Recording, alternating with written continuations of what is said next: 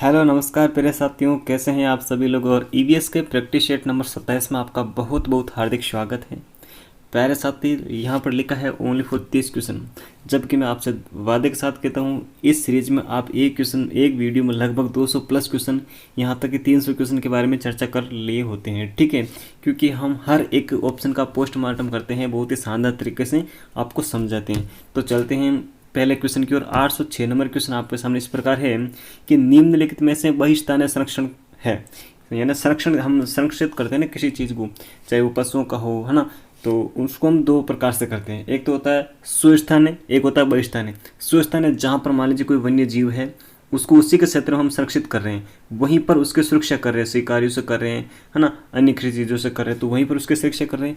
और बहिष्ठान्य यानी उस जगह से हटाकर उसके लिए हम कृत्रिम रूप से किसी चीज़ का निर्माण कर रहे हैं, तो वो क्या हो गया, बहिष्ठान्य हो गया। ठीक है ना। तो आपको यही पता करना है कि निम्न में से बहिष्ठान्य संरक्षण कौन सा है। बायोस्फीयर रिजर्व, वनस्पतिक उद्यान, कंजर्वेशन रिजर्व, वन्य जीव अभ्यारण्य। तो प्यारे साथी, इसका ऑप्शन राइट हो जाएगा अपन का, ऑप्शन बी इज बिल्कुल करेक्ट है। ये ना कैसा है, बहिष्ठान्य संरक्षण है। जैसे कि एक्वेरियम होता है, घरों में एक्वेरियम होता है ना, ठीक है ना, तो हमने मछली के लिए उसका जल का वातावरण बना लिया, उसके लिए थोड़ा सा, तो बहिष्ठान्य संरक्षण हो गया। हमने उसको संरक्षित तो किया है, पर उसके लिए एक बाह्य वातावरण हमने क्रिएट कर लिया है। ठीक है। और वनस्पतिक उद्यान है, चिड़ियाघर जैसे जू होता है, तो चिड़ियाघर में वहाँ पर जो पशु होते हैं, जो जानवर होते हैं, उनको हम कहीं से लाकर वहाँ पर सुरक्षित रखते हैं और लोगों के मनोरंजन के लिए उनका हम यूज करते हैं। ठीक है ना, तो वो भी एक बहिष्ठान्य संरक्षण हो गया।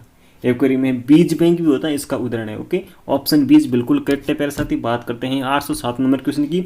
ऐसे क्षेत्र जहाँ बहुत अधिक जैव विविधता पाई जाती है। देखो, जैव विविधता का अर्थ क्या है कि वनस्पति बहुत ज़्यादा होगी और वहाँ पर वन्य जीव होंगे ना, वो भी मतलब एक पर्याप्त मात्रा में होंगे। ठीक है, वही जैव विविधता है, अलग अलग प्रकार की विविधता है, जीवों में है, वनस्पति विभिन्न प्रकार के है, पशु पक्षी है ना, तो इस प्रकार से उन्हें बायोडाइवर्सिटी कहते हैं। ठीक है प्यारे साथी, तो आपको ये पूछा गया कि अधिक जैव विविधता वाले क्षेत्र को क्या कहते हैं। तृप्त स्थल, तृण स्थल, तप्त स्थल, तरस स्थल, हॉट स्पॉट यानी तप्त स्थल। कितने, हॉट स्पॉट यानी तप्त स्थल इसे कहते हैं प्यारे साथी। ठीक है ना, बायोडाइवर्सिटी हॉट स्पॉट। तो देखिए कुल कितने हैं विश्व में, कुल कितने, 36 है। कितने, 36 है प्यारे साथी। पूरे वर्ल्ड में कितने हैं, 36 हैं हॉट स्पॉट स्थल। ठीक है प्यारे साथी। देखिए, जब वर्ल्ड में 36 हैं तो अपन के इंडिया में कितने हैं, आपको याद रखना है प्यारे साथी, 4 है। कितने हैं, 4 है। नाम बताऊँ मैं आपको। देखिए, पूर्वी हिमालय, कौन सा, पूर्वी हिमालय, पश्चिमी घाट, पश्चिमी घाट जो 1600 किलोमीटर लंबाई में फैला हुआ है। ठीक है, कौन सा, पूर्वी हिमालय है, पश्चिमी घाट है ना, और इंडो बर्मन क्षेत्र है, और जो अंडमान निकोबार द्वीप समूह है, सुंडरलैंड का क्षेत्र है, उसको भी इसमें शामिल किया गया हो। तो 4 हॉट स्पॉट है इन इंडिया में। ठीक है साथी, इस बात को आप समझ गए। चलते हैं अगले क्वेश्चन को। इसका सी ऑप्शन बिल्कुल करेक्ट है प्यारे साथी। बात करते हैं अगले क्वेश्चन के। अगला क्वेश्चन आपके सामने इस प्रकार है। इसकी पीडीएफ आपको टारगेट टेट एग्जाम है, ईगल स्टडी पावर जो टेलीग्राम चैनल है, वहाँ पर इसकी पीडीएफ अवेलेबल हो जाएगी, तो आप वहाँ से डाउनलोड कर लेंगे प्यारे साथी। ठीक है, देखिए, आप वीडियो देखते हैं, प्लीज़ कमेंट करके मुझे ये बताएं कि क्वेश्चन किस प्रकार के हैं, कैसे लग रहे हैं, आपके कितने नंबर बनते हैं, कैसे लगते हैं। तो आप फीडबैक जरूर दें प्यारे साथी, तो मोटिवेशन मिलता है। ठीक है ना। बात करते हैं 808 नंबर क्वेश्चन की। निम्नलिखित में से कौन सा सुमेलित है। बस सुमेलित पूछा गया है, 3 तो असुमेलित है और 1 सुमेलित है, वो पूछा गया। भारतीय वन प्रबंधन संस्थान Jodhpur, the botanical survey of India Shimla, राष्ट्रीय वन अनुसंधान देहरादून, सलीम अली पक्षी विज्ञान तथा प्राकृतिक इतिहास केंद्र न्यू दिल्ली। तो प्यारे साथी, इसका जो ऑप्शन राइट हो जाएगा, ऑप्शन सी बिल्कुल करेक्ट है। राष्ट्रीय वन अनुसंधान जो है संस्थान है, वो कहाँ पर है, देहरादून में। कहाँ पर है, देहरादून में। ठीक है, जबकि भारतीय वन प्रबंधन संस्थान कहाँ पर है, भोपाल एमपी में। कहाँ पर है, ये जोधपुर में नहीं है प्यारे साथी, भोपाल एमपी में। ठीक है, कहाँ पर है, भोपाल एमपी में। ठीक है ना। ओके, भारतीय वन प्रबंधन संस्थान कहाँ पर है, भोपाल एमपी में। ठीक है, the botanical survey of India, ये कहाँ पर है प्यारे साथी, तो ये कोलकाता में। कहाँ पर है, कोलकाता पश्चिम बंगाल। कहाँ पर है, Kolkata Paschim Bengal. The botanical survey of India, Kolkata. ठीक है ना, कोलकाता कहाँ पर है, पश्चिम बंगाल। ठीक है ना, कोलकाता पश्चिम बंगाल। राष्ट्रीय वन अनुसंधान केंद्र देहरादून में है। सलीम अली पक्षी विज्ञान तथा प्राकृतिक इतिहास केंद्र न्यू दिल्ली में नहीं है, यह है कोयम्बटूर में। कहाँ है, कोयम्बटूर यानी तमिलनाडु में। कहाँ है, कोयम्बटूर तमिलनाडु में। ठीक है ना, टीएम लिख देता हूँ आपके लिए। ठीक है ना, कोयम्बटूर तमिलनाडु में प्यारे साथी। ठीक है ना। अब देखो, सलीम अली नाम आया, तो सलीम अली कौन है, प्यारे साथी सलीम अली है बर्ड मैन ऑफ इंडिया। कौन है? बर्ड मैन ऑफ इंडिया, है ना। Bird man of India Salim Ali को कहा जाता है। जबकि टाइगर मैन ऑफ इंडिया किसे कहा जाता है? टाइगर मैन ऑफ इंडिया कहा जाता है किन को? कैलाश सांकला। कैलाश सांकला कहाँ के निवासी थे? वो जोधपुर के निवासी थे, ठीक है ना। कैलाश सांकला जिन्होंने टाइगर प्रोजेक्ट की शुरुआत की थी। कब की थी प्यारे साथी? 1973 के अंदर जिम कॉर्बेट से की थी। यूके वाले उत्तराखंड वाले जिम कॉर्बेट से की थी, ठीक है ना। और अपन की जो राजस्थान है ना, उसमें देखो 1974 में जो बाघ परियोजना उसकी शुरुआत हुई थी, ठीक है ना। और इंडिया में हो गई थी 1973 में, यूके यानी उत्तराखंड के जिम कॉर्बेट वाले जो नेशनल पार्क है उसमें, ठीक है ना प्यारे साथी। बात करते हैं हम सलीम अली पर थे, तो Salim Ali bird man of India है। देखिए एक चीज़ और है, जो सलीम अली है ना, उनकी कर्मस्थली पूछी जाती है तो घना पक्षी विहार अभ्यारण्य कौन सा है? भरतपुर वाला जो राजस्थान में है, ठीक है, वो इनकी कर्मस्थली रही है, ठीक है। ओके, तो यहाँ पर जो ऑप्शन राइट हो जाएगा ऑप्शन सी, ये बिल्कुल करेक्ट था। हमें सुमेलित ही पूछा गया था, ऑप्शन सी इज बिल्कुल करेक्ट है प्यारे साथी। बात करते हैं 809 नंबर क्वेश्चन की, और ये क्वेश्चन आपके सामने इस प्रकार है प्यारे साथी। क्वेश्चन बोल रहा है निम्नलिखित में से कौन सा कथन सत्य है? सत्य कथन एक होगा, इनमें से वही आपको चूज करना है प्यारे साथी, ठीक है ना। फर्स्ट ऑप्शन बोला 1981 को गोडाउन को राज्य पशु घोषित किया गया। गोडाउन का वैज्ञानिक नाम गजेला है। जोधपुर जंतु वाले गोडाउन के प्रजनन के लिए प्रसिद्ध है। गोडाउन संरक्षण नागौर में बस्टर्ड ब्रीडिंग सेंटर प्रस्तावित है। तो प्यारे साथी हम चलते हैं फर्स्ट ऑप्शन की तरफ। 1981 को गोडाउन को राज्य पशु घोषित किया गया। अजी याद करिए, राज्य पशु है या फिर राज्य पक्षी है? तो गोडाउन क्या है? राज्य पक्षी है प्यारे साथी। तो यहाँ पर ये चीज़ गलत है। हाँ, 1981 को घोषित किया गया था, पर राज्य पक्षी घोषित किया गया था, ठीक है ना। क्या किया गया था? राज्य पक्षी घोषित किया गया। गोडाउन का और क्या कहते हैं?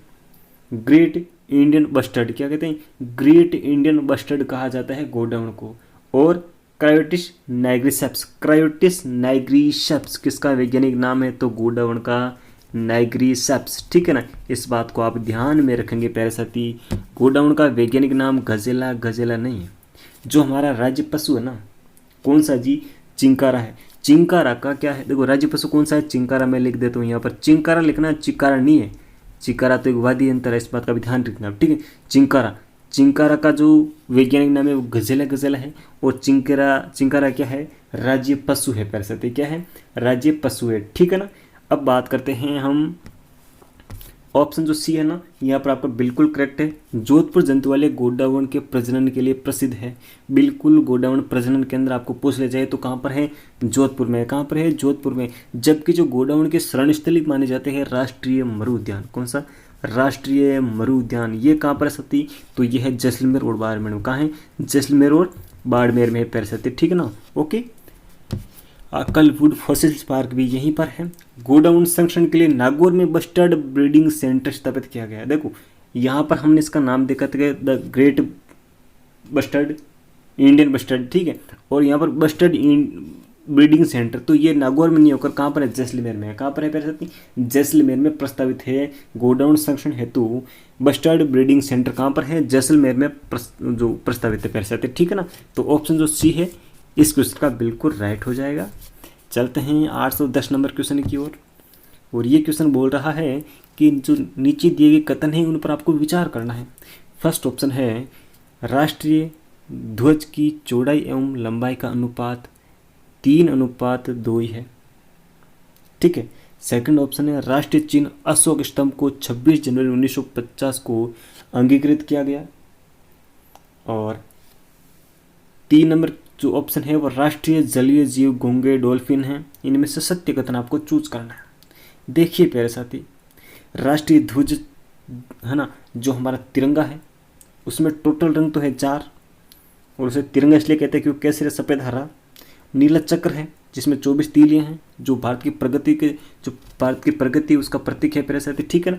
और अब देखो इसका अनुपात पूछा गया है, तो चौड़ाई अनुपात लंबाई पूछा गया, तो चौड़ाई और लंबाई ज़्यादा होगी, चौड़ाई ज़्यादा होगी। तो अगर चौड़ाई अनुपात लंबाई पूछे तो आपको 2:3 बताना है, और लंबाई अनुपात चौड़ाई पूछे तो आपको 3:2 बताना है, ठीक है ना। इसलिए यही ऑप्शन गलत हो गया था। सत्य ऑप्शन ये नहीं है, ये ऑप्शन गलत हो गया प्यारे साथी, क्योंकि इसमें लंबाई अनुपात चौड़ाई दे रखा है, जबकि हमें पूछा क्या चौड़ाई अनुपात लंबाई, ठीक है। राष्ट्रीय चिन्ह अशोक स्तंभ को 26 जनवरी 1950 को अंगीकृत किया गया, बिल्कुल सही बात है प्यारे साथी। ऑप्शन थर्ड है राष्ट्रीय जलीय जीव घोंघे डॉल्फिन है, बिल्कुल सही बात है। तो इनमें से सत्य कथन कौन सा है? ओनली फॉर 2 और 3। ऑप्शन बी इज बिल्कुल करेक्ट है। ऑप्शन जो बी है प्यारे साथी वो आपका कंप्लीट हो जाएगा, ठीक है ना।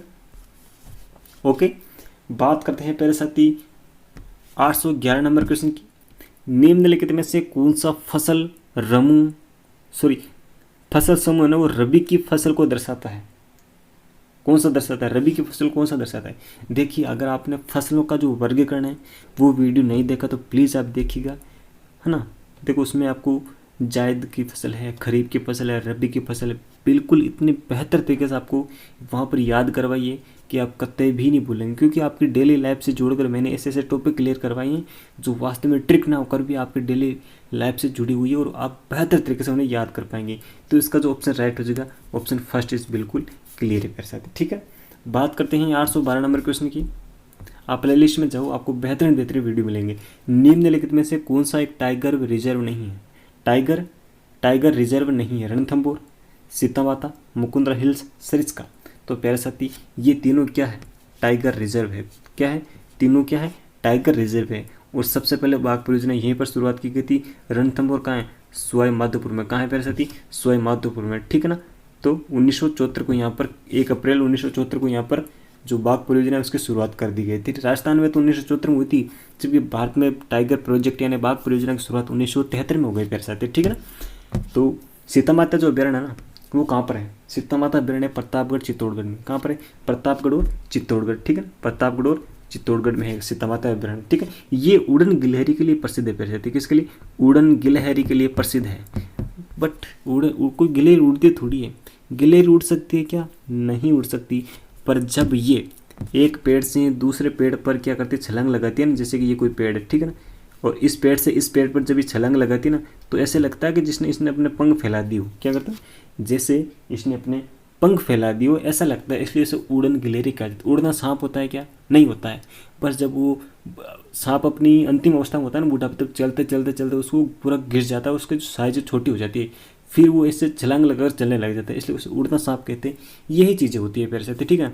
तो सीता माता जो अभ्यारण्य है प्रतापगढ़ चित्तौड़गढ़ में है, ठीक है। प्रतापगढ़ चित्तौड़गढ़ की सीमा पर स्थित है और उड़न गिलहरी के लिए प्रसिद्ध है। तो मालवा का पठार, अरावली और विंध्याचल है ना उसके संगम पर स्थित है ये सीता माता अभ्यारण्य, ठीक है ना। ऑप्शन जो बी है प्यारे साथी आपका बिल्कुल यहाँ पर राइट हो जाता है। हम बात करते हैं अगले क्वेश्चन के। अगला क्वेश्चन आपके सामने इस प्रकार है, बहुत ही लाजवाब क्वेश्चन है प्यारे साथी। एक दिन ऐसा मैं सेशन लेकर आऊँगा जिसमें आप विशेष दिवस है ना उनको आपको बेहतरीन तरीके से याद करवा पाऊँ, उस पर मैं कार्य कर रहा हूँ। तब तक आप इस ईवीएस के प्रैक्टिस सेट का मज़ा लीजिए, आनंद लीजिए, एंजॉय कीजिए, बहुत बेहतरीन तरीके से पढ़ते रहिए बस। निम्नलिखित में से कौन सा एक कथन सुमेलित नहीं है? विश्व जैव विविधता दिवस 1 दिसंबर को। क्या विश्व जैव विविधता दिवस 1 दिसंबर को मनाया जाता है? अंतर्राष्ट्रीय ओजोन संरक्षण दिवस 16 सितंबर को। विश्व नम भूमि दिवस 2 फरवरी को। विश्व पृथ्वी दिवस 22 अप्रैल को। जी हाँ प्यारे साथी, तो विश्व जैव विविधता दिवस मनाया जाता है 22 मई को। कब? 22 मई को मनाया जाता है, ठीक है ना। 22 मई को मनाया जाता है, 1 दिसंबर को ये चीज़ नहीं मनाई जाती है। 1 दिसंबर को विश्व एड्स दिवस होता है। कौन सा? विश्व एड्स दिवस मनाया जाता है। देखो ये तो है 22 मई को। कब है? 22 मई को। जबकि विश्व एड्स दिवस है ना, विश्व एड्स दिवस वो मनाया जाता है 1 फरवरी को। कब? सॉरी 1 दिसंबर। कब? 1 दिसंबर को मनाया जाता है प्यारे साथी, ठीक है। ओके, और कुछ चलते हैं अगले क्वेश्चन की ओर। और यहाँ पर पहला क्वेश्चन हमारा जो ऑप्शन है वो बिल्कुल सही हो जाएगा, क्योंकि ये असुमेलित जो कथन है वो दे रखा है, जैव विविधता दिवस 22 मई को मनाया जाता है, ठीक है। चलते हैं अगले क्वेश्चन को। अगला क्वेश्चन आपके सामने इस प्रकार है। क्वेश्चन बोल रहा है 814 नंबर क्वेश्चन है, रेगिस्तान के सागवान के उपनाम से जाना जाता है। रेगिस्तान के सागवान के उपनाम से क्या जाना जाता है? खेजड़ी, बरगद, यूकैलिप्टस या फिर रोहिड़ा। तो प्यारे साथी जो रोहिड़ा है ना वो रेगिस्तान का सागवान कहलाता है, ठीक है ना। रोहिड़ा का पुष्प है उसे राज्य पुष्प का दर्जा दिया गया है, टेकोमेला उंडुलेटा। क्या? टेकोमेला उंडुलेटा, ठीक है ना। ऑप्शन डी यहाँ पर बिल्कुल करेक्ट है। देखो यूकैलिप्टस क्या होता है? ये ना एक अति जल शोषक पेड़ होता है जो क्या कहता है बहुत ज़्यादा जल सोखता है, ठीक है ना। और आप जानते हैं जो राजस्थान का कल्प वृक्ष है उसे खेजड़ी कहा जाता है। किसको? खेजड़ी को कहा जाता है। और जो वट वृक्ष है या फिर बरगद है वो क्या है? राष्ट्रीय वृक्ष है। क्या है? हमारे देश का राष्ट्रीय वृक्ष कौन सा है? बरगद का पेड़, वट वृक्ष। ठीक है, ये चीज़ आपकी कंप्लीट हो गई। तो ऑप्शन जो डी है आपका बिल्कुल यहाँ पर सही हो जाता है। बात करते हैं 815 नंबर क्वेश्चन की। सॉरी, क्वेश्चन तो नहीं है क्या, कहाँ गया? चलो कोई नहीं, हम देखते हैं इसके बारे में भी, ये क्या चीज़ें आई। तो ये वन लाइनर चीज़ें मैं आपके लिए लेकर आया हूँ, बहुत ही मोस्ट इंपॉर्टेंट चीज़ें हैं, इसको आप कतई मिस ना करें। पैसा आती वन रिपोर्ट कितने सालों में आती है? तो प्रत्येक 2 साल में वन रिपोर्ट जारी की जाती है। ठीक है। राजस्थान में जैविक उद्यानों की संख्या कितनी है? तो राजस्थान में जैविक उद्यान है 4। कितने हैं साथी? 4 हैं। 4 कौन कौन से हैं मैं आपको बता देता हूँ। नाहरगढ़ कहाँ पर है? जयपुर में। नाहरगढ़ जैविक उद्यान कहाँ पर है? जयपुर में है। सज्जनगढ़ जैविक उद्यान कहाँ है? उदयपुर में है। सज्जनगढ़ उदयपुर में है। अभेड़ा जैविक उद्यान कहाँ पर है? कोटा में है। और माचा सफारी जो जैविक उद्यान है वो कहाँ पर है? जोधपुर में। प्यारे साथी 4 जैविक उद्यान आपके कंप्लीट हो रहे हैं। राजस्थान में जैविक उद्यानों की संख्या कितनी है? तो 4 है। कितनी है? 4। आपसे कोई पूछे कि नाहरगढ़ जैविक जो उद्यान है वो कहाँ पर है? तो जयपुर में बताना आपको, सज्जनगढ़ उदयपुर बताना है, अभेड़ा कोटा बताना है, माचा सफारी जोधपुर बताना है। ठीक है ना। आपको इसकी पीडीएफ दे दूंगा, आप बिल्कुल अच्छी तरह से रिवाइज करते रहना। ठीक है ना। बात करते हैं 1 मिनट। राजस्थान में मृगवन की संख्या कितनी है? तो 7 है। राजस्थान में मृगवन कितने हैं? 7 है। देखिए आपको इसमें रटना नहीं है, जयपुर में 2 है, जोधपुर में 2 है। ठीक है ना। अजमेर में आपको बिल्कुल याद रह जाएगा, चित्तौड़ का याद रह जाएगा आपको, सज्जनगढ़ उदयपुर है। ये एक क्या है? एक अभी हमने जस्ट पता जैविक उद्यान भी है और मृगवन क्षेत्र भी है, उदयपुर वाला। ठीक है। देखिए संजीव उद्यान और अशोक विहार ये कहाँ पर है? जयपुर में। कहाँ पर है? संजीव उद्यान मृगवन और अशोक विहार मृगवन ये कहाँ पर है? जयपुर में। कहाँ पर है प्यारे साथी? जयपुर में। ठीक है। और माचे सफारी और अमृता देवी, माचे सफारी और अमृता देवी ये कहाँ पर है? जोधपुर में। पुष्कर कहाँ पर है? पुष्कर आप सभी जानते हैं सॉरी अजमेर में। कहाँ पर है? अजमेर। देखो अजमेर और जो चित्तौड़गढ़ है वो एक ऐसे ज़िले हैं जो मतलब कट्टी इनकी सीमा है। यहाँ पर अजमेर है और फिर यहाँ पर एक छोटा सा क्षेत्र वो भी अजमेर का ही है। ठीक है ना। यहाँ पर अलग आ जाता है। ओके। बात करते हैं पहले साथी पुष्कर कहाँ है? अजमेर में। चित्तौड़ मृगवन क्षेत्र कहाँ पर है? ये भी चित्तौड़गढ़ में। सज्जनगढ़ कहाँ पर है? उदयपुर में। तो रिजर्व है ना, कंजर्वेशन रिजर्व कितने हैं? 11 है। कितने? कंजर्वेशन रिजर्व कितने हैं हमारे राजस्थान में? तो 11 है। कितने हैं? 11 है पैसे। ठीक है ना। बात करते हैं हम अगले क्वेश्चन की। अगला क्वेश्चन आपके सामने इस प्रकार है, राजस्थान में आखेड़ निशी क्षेत्र कितने हैं? आखेड़ निशी क्षेत्र है 33। कितने हैं? 33 है प्यारे साथी। ठीक, कितने हैं? 33 है आखेड़ निषिद्ध क्षेत्र। बिल्कुल आपको ये चीज़ें रिवाइज करते रहोगे तो मैं कहता हूँ कंठस्थ हो जाएगी, कतई कोई समस्या नहीं है प्यारे साथी। क्योंकि देखो, जब भी टूटे कहना खुद को तुझको दुनिया जीतनी है, जब भी टूटे कहना खुद को तुझको दुनिया जीतनी है, देखना फिर जो रुका है तुझ में खुद बे खुद ही चल निकलेगा। कोई कार्य कठिन नहीं है, बस रिवाइज करते हैं, अभ्यास करते हैं। ठीक है। आखेड़ निशी क्षेत्र कितने? 33 हैं। कितने जिलों में है? 17 जिलों में आखेड़ निशी क्षेत्र हैं। बाकी जो जिले हैं ना वहाँ पर आखेड़ निशी क्षेत्र नहीं है प्यारे साथी। ठीक है ना। आखेड़ निषिद्ध क्षेत्र की स्थापना वन्य जीव संरक्षण अधिनियम 1972 के तहत की जाती है। लाजवाब चीज़ आपके सामने निकल के आ रही है कि आखेड़ निषिद्ध जो क्षेत्र होता है ना उनकी स्थापना वन्य जीव संरक्षण अधिनियम 1972 के तहत की जाती है। 1972 के तहत की जाती है। ठीक है ना। सर्वाधिक आखेड़ निशी क्षेत्र कहाँ पर है? जोधपुर में। कहाँ पर है? जोधपुर में कितने? 7 हैं। और बीकानेर में कितने? 6 हैं। ठीक है। देखो सर्वाधिक आखेड़ निशी क्षेत्र कहाँ पर है? जोधपुर में है। जोधपुर में कितने? 7 हैं। और बीकानेर में कितने? 6 हैं पैर साथ। ठीक है ना। तो अब बात करते हैं राजस्थान का सबसे बड़ा आखेड़ निशी क्षेत्र कौन सा है? संवत्सर कोटसर चुरू वाला। ये क्या है? आखेड़ निशी क्षेत्र ऐसा क्षेत्र जहाँ पर शिकार करना प्रतिबंधित हो, शिकार करने की बिल्कुल मनाही हो। ठीक है ना। और अगर करना चाहते हो तो सलमान भैया को पूछ लेना। राजस्थान का सबसे बड़ा आखेड़ निशी क्षेत्र कौन सा? संवत्सर कोटसर चुरू में। कहाँ पर है? चुरू में। ठीक है ना। राजस्थान का सबसे छोटा आखेड़ निशी क्षेत्र कहाँ पर है? तो बूंदी में कनक सागर आखेड़ निशी क्षेत्र कहाँ पर है? बूंदी में है। कहाँ पर है? बूंदी में है। ठीक है ना। कनक सागर आखेड़ निशी क्षेत्र कहाँ पर है? बूंदी में। राजस्थान का सबसे छोटा आखेड़ निशी क्षेत्र है, सबसे बड़ा है संवत्सर कोटसर का। और ये जोधपुर में 7, बीकानेर में है 6 और सर्वाधिक है जोधपुर में 7। ठीक है ना। बात करते हैं राजस्थान पशु विकास बोर्ड की स्थापना कब की गई? राजस्थान पशु विकास बोर्ड की स्थापना कब की गई? तो 25 मार्च 1998 को राजस्थान पशु विकास बोर्ड की स्थापना की गई। ये चैप्टर आपके है जैसे जैसे किताबों में दे रखे पैर सकते। ठीक है ना। आरबीसी किताबों से उठाए गए फैक्ट हैं, तो आपको ये चीज़ें बिल्कुल याद होनी चाहिए। और अगर आज तक इनको आपने नहीं पढ़ा है तो ये 2 महीने आपको इसीलिए मिले कि आप जो चीज़ें छूट गई हैं उनको वापस पढ़ लेवे, ठीक है ना। राजस्थान पशु विकास बोर्ड की स्थापना 25 मार्च 1998 को की गई। देश में पशुधन की दृष्टि से राजस्थान कौन से स्थान पर है? देश में पशुधन की दृष्टि से राजस्थान कौन से स्थान पर है? तो बात करते हैं दूसरे स्थान में। कौन से स्थान में? दूसरे स्थान पर है। देश में पशुधन की दृष्टि से राजस्थान दूसरे स्थान पर है, ठीक है ना। तो देश में दुग्ध उत्पादन की दृष्टि से भी दूसरा है। भाई जब पशुधन दूसरे स्थान पर है तो दुग्ध भी दूसरे स्थान पर ही होगा। ये चीज़ नॉर्मल से चीज़ें थोड़ा याद कर ले में। अब आते हैं कोई मोस्ट इंपॉर्टेंट और फैक्ट कि देश में सर्वाधिक बकरियाँ कहाँ पाई जाती है? तो राजस्थान में। देखिए हम है ना, आपके घर में क्या एक बकरी है और एक गधा है? जी हाँ जी प्यारी बहनें, जी प्यारे भाई, आपके घर में एक बकरी है, ये तो एक बकरी है और एक ये गधा है। बस बकरी और गधे की जो संख्या है ना, उसके मामले में जो राजस्थान है वो प्रथम स्थान पर है। यहाँ पर सर्वाधिक बकरियाँ और सर्वाधिक गधे पाए जाते हैं। इस फैक्ट को आप याद कर लें कि हमारे घर में एक बकरी और एक गधा है। ओके ठीक है, चलो बात करते हैं कि देश में सर्वाधिक बकरियाँ कहाँ पाई जाती है? तो राजस्थान पहले स्थान पर है। कहाँ पर है? राजस्थान पहले स्थान पर है, ठीक है ना। देश में भैंस पशुधन की संख्या में राजस्थान का कौन सा स्थान है? तो दूसरे स्थान है। बस एक तो बकरी है, एक गधा है, 2 भैंसें। कितनी है? 2 भैंसें आपके घर में। तो 2 भैंसें हैं तो इसका मतलब क्या हुआ? राजस्थान में कौन सा स्थान है? दूसरा स्थान है। पैसती कौन सा स्थान है? दूसरा स्थान है, ठीक है। कैसे भी आप याद कर सकते हैं। आप ये भी याद कर लो कि मैं सुबह शाम 2 गिलास दूध पीता हूँ और भैंस का पीता हूँ, तो दो दूसरे स्थान में भैंसें हो गई, ठीक है ना। बिल्कुल डेली लाइफ से जोड़कर ये चीज़ें क्लियर करते जाएं। देश में घोड़ा पशुधन की संख्या में राजस्थान कौन से स्थान है?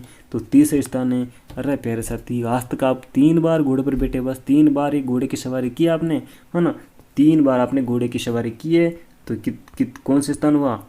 तीसरा स्थान हुआ। कौन सा हुआ? राजस्थान का तीसरा स्थान हुआ देश में घोड़ों की संख्या की दृष्टि से, ठीक है ना। यूपी फर्स्ट है। ओके, तो और सर्वाधिक जो पशुधन है ना, हमारा दूसरा स्थान है। सर्वाधिक पशुधन यूपी में है, ठीक है ना। सर्वाधिक पशुधन कहाँ पर है? यूपी में है। हमारे भारत में देखा जाए तो राज्य की दृष्टि राज्य से पहला यूपी है, ठीक है ना। ओके, ये बात समझ में आ गई आपके। बात करते हैं देश में सर्वाधिक बकरियां, तो ये अपने चीज़ वापस पढ़ ली, ये रिपीट हो गया, कोई दिक्कत नहीं। चलो अगले पर चलते हैं। देश में भेड़ पशुधन की संख्या में राजस्थान का कौन सा स्थान है? भेड़ प्यारे साथी देखो, भैंसें कितनी? 2 ही। बकरी और गद्दे कितने? एक एक हैं, फर्स्ट स्थान पर है, ठीक है। तो भेड़ कितनी होगी? 4 होगी।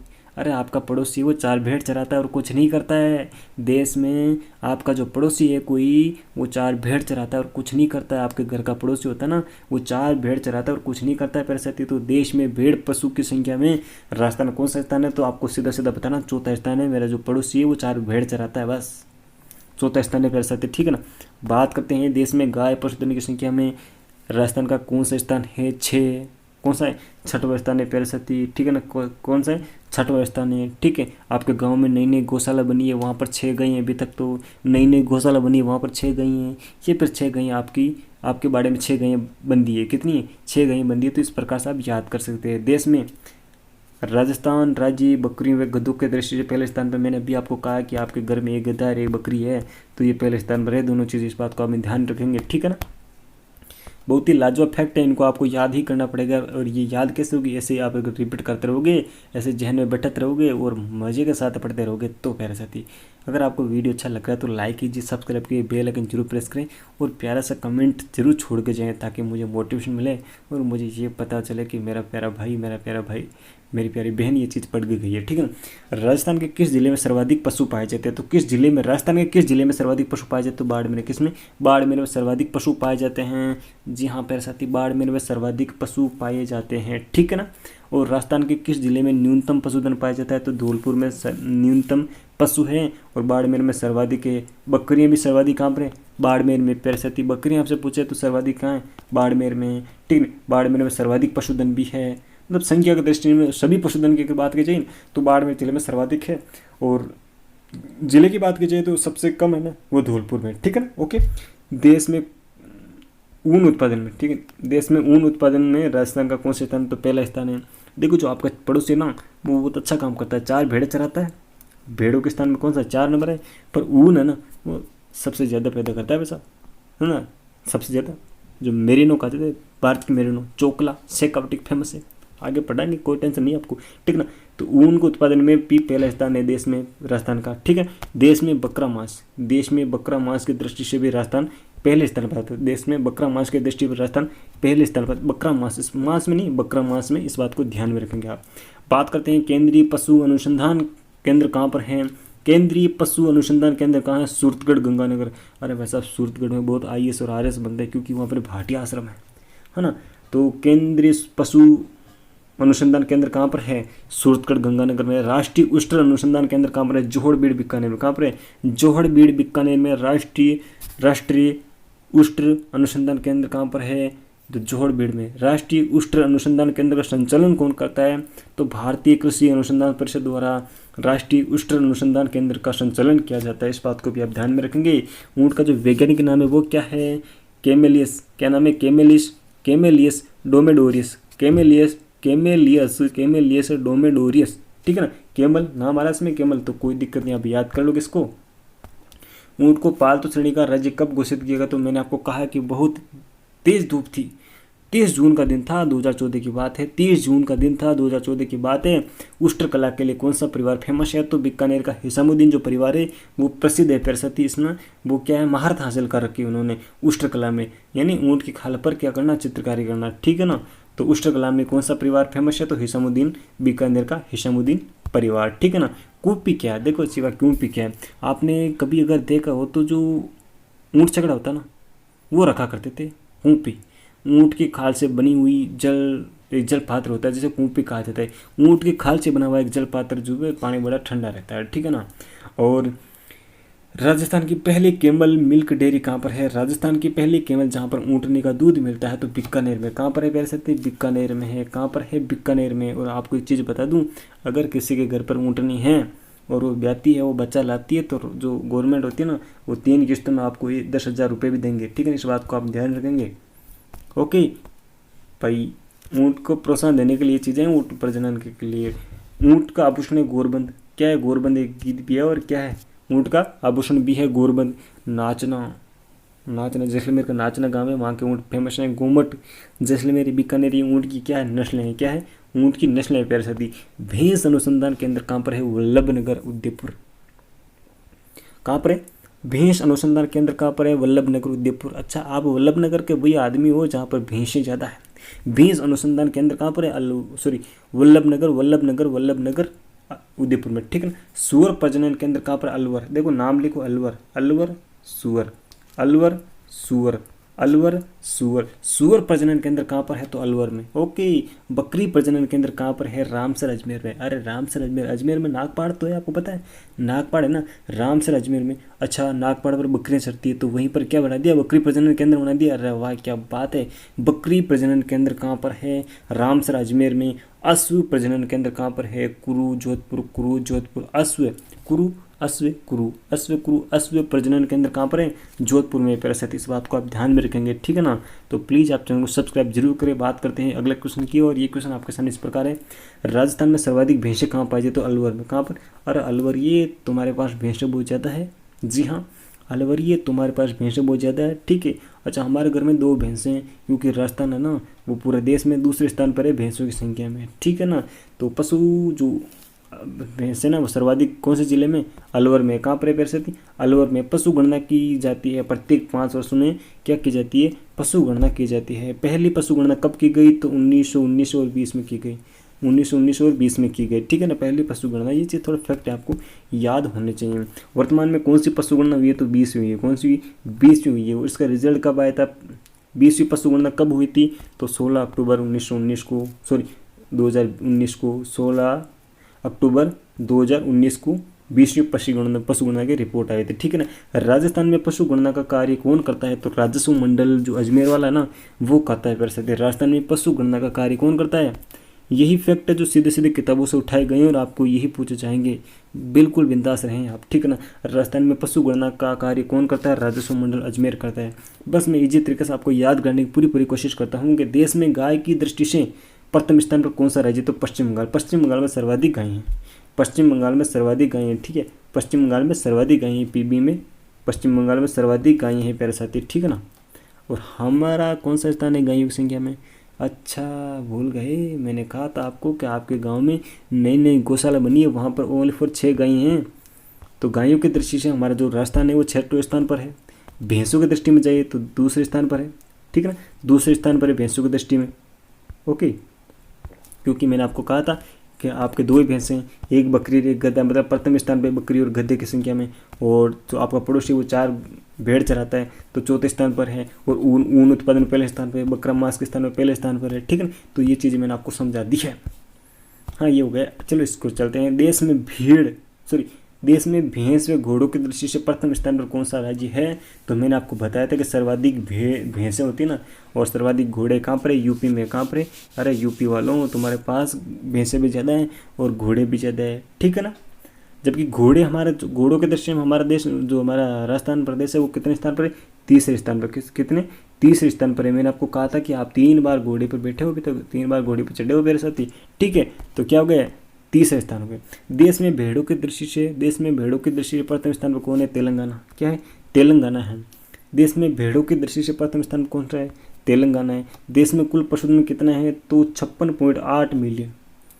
सॉरी, राजस्थान में कुल जो पशुधन है वो कितना है? तो 56.8 मिलियन। कितना है? 56.8 मिलियन है। जैसे जैसे डाटा आपको निगल जाना है, याद कर जाना है, रट लेना है, इनको रटना ही पड़ेगा। क्या करोगे?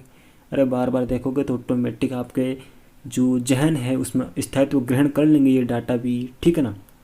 लॉन्ग टर्म मेमोरी में चले जाएगी ना कोई चीज़, तो फिर बाहर नहीं आएगी। इस बात का विश्वास रखें आप। देश में कुल पशुधन कितना है? तो 535.78 मिलियन। 535.78 मिलियन है। और राजस्थान में 56.8 मिलियन, ठीक है ना। अब बात करते हैं देश के कुल पशुधन का। राजस्थान का जो पशुधन है ना वो कितना प्रतिशत है? तो 10.58% है देश के कुल पशुधन का। राजस्थान का पशुधन 10.58% है। देश में राजस्थान में पशु घनत्व कितना है? 166 है। कितना है? 166 है पशु घनत्व में। राजस्थान का पशु घनत्व कितना? 166 है। जबकि 20वीं पशु गणना की दृष्टि से राजस्थान में जो पशु संख्या है उनमें वृद्धि नहीं हुई है, गिरावट दर्ज की गई है। वो गिरावट कितनी हुई है? तो 1.66%, यानी कि देखो 66 क्या है घनत्व? कितने? 66 हमारा 166 क्या घनत्व है। और 1.66% अब की बार गिरावट दर्ज की गई है। यानी कि पशुधन कम हुई है, ज़्यादा नहीं हुई है, पशुधनों में कमी आई है, ठीक है ना। कोई ना कोई कारण ऐसा रहा है जहाँ पर पशुधनों की कमी आई है। तो ये फैक्ट बहुत ही इंपॉर्टेंट बन जाता है, क्योंकि वृद्धि नहीं हुई, यहाँ पर कमी पूछी गई, कमी हुई है साथी, ठीक है ना। थोड़ा सा और है, कर लेते हैं राजस्थान के पशु मेले। तो बलदेव पशु मेला कहाँ पर लगता है? मेड़ता स्टेट नागौर में लगता है। कहाँ पर? बलदेव पशु मेला कहाँ पर लगता है? मेड़ता स्टेट नागौर में लगता है। रामदेव पशु मेला ये भी मानसर नागौर में लगता है। और तेजाजी पशु मेला ये परबसन नागौर में लगता है। तेजाजी पशु मेला, ठीक है, आय के दृष्टि से सर ये बहुत हाईफाई मेला है, ठीक है, आय की दृष्टि से। और तेजाजी पशु मेला कहाँ लगता है? प्रबसन नागौर में लगता है, ठीक है। चंद्रभागा ये तो आप सभी जानते हैं। झालरापाटन कहाँ है? झालावाड़, जहाँ पर वसुंधरा राजे सिंधिया का क्षेत्र है साथी, ठीक है। गोमती सागर पशु मेला झालावाड़ में। गोमती सागर पशु मेला भी झालावाड़ में। गुग्गा मेडी आप सभी जानते हैं हनुमानगढ़ में। मल्लीनाथ पशु मेला जो बाड़मेर है ना। और शिवरात्रि पशु मेला करौली में है। करौली केला देवी करौली वाली शिवरात्रि पशु मेला कहाँ पर है? करौली है। जसवंत पशु मेला कहाँ पर है? भरतपुर में। जसवंत पशु मेला कहाँ है? भरतपुर में। प्यारे साथी याद करें, जसवंत भरतपुर। राजस्थान के किस जिले में सर्वाधिक पशु मेले लगते हैं? तो नागौर जिले में लगते हैं। कहाँ पर लगते हैं? हमारे नागौर डिस्ट्रिक्ट में लगते हैं। और नागौर के जो बैल होते हैं ना वो बहुत फेमस होते हैं, इसीलिए नागौर के आदमी को ज़्यादातर ये कहा जाता है कि नागौर सांड इधर आ। मजाक में कहते हैं लोग, जब कहीं बाहर जाते हैं तो कहते हैं नागौर सांड आ गया, ठीक है ना। इस प्रकार की बातें बना लेते हैं मजाक में, ठीक है, कोई दिक्कत नहीं। प्यारे साथी आपको वीडियो कैसा लगा लाइक कीजिएगा, सब्सक्राइब करिए, बेल आइकन जरूर प्रेस करें, अपने साथी के साथ साझा जरूर करें। आपको पीडीएफ चाहिए तो target TET exam Eagle study power आप इसे सर्च कर लें टेलीग्राम पर, तो आपको इसकी पीडीएफ अवेलेबल हो जाएगी मेरे साथी। Thank you for watching this video. Salute me, salute. Okay, thanks India. देखो कमेंट करना मत भूलना बस।